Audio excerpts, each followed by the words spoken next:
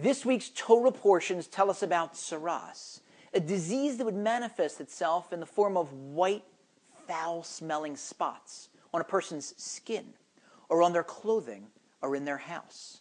And the person would have to go consult with a Kohen, with a priest, to determine if it was indeed tsaras. If it was on their clothing or on their house, they'd have to be destroyed. If it was on their skin, the person would have to be isolated from the community and sit and contemplate the sin that brought on the tsaras. Now you have to wonder, as Jews, we've been called all sorts of things in our history. But one thing we haven't been called is dumb. Now, if you get a white, foul-smelling rash on your arm, aren't you going to go to a dermatologist instead of going to your neighbor named Cohen or Katz? And yet we were told to go to the priest. Why? Because this wasn't a physical disease. It was a spiritual disease. And it was a spiritual disease meant to punish one specific sin. Our sages tell us that a person would receive tsaras for the sin of evil speech, saying negative things about his or her fellow. Now, negative speech can take one of two forms. It could be lashon hara. That's negative speech that's true.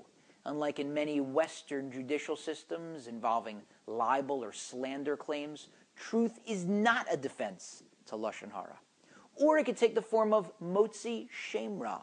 That's negative speech that's false. Both types, true or false, are prohibited if they're negative.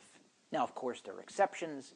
If you know that someone's planning a business deal and the prospective business partner is a crook, you can clue someone in with certain restrictions. Or if someone's contemplating a date or marriage and you know that the prospective spouse is an axe murderer or a fan of the New York Mets, you can let someone know. But in almost all instances, negative speech is forbidden. Now, this should give us pause when we think about a punishment being for a specific sin, because God doesn't ever do that. If someone violates the laws of Shabbat, he doesn't come down with chicken pox.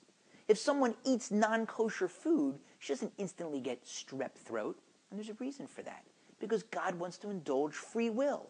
We're big boys and big girls. He wants us to make our own decisions. So he doesn't have specific punishments for specific transgressions. And yet, he makes this huge exception here. A specific punishment for a specific sin.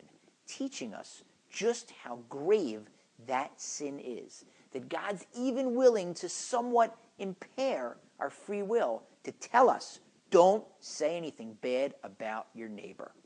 And the sages tell us that it's even worse. Because when a person goes up to the pearly gates and meets the great accountant in the sky, and God opens up his or her ledger book and starts going through the person's assets, a person can find that all their good deeds and all their charity has disappeared. And they say, God, I don't understand.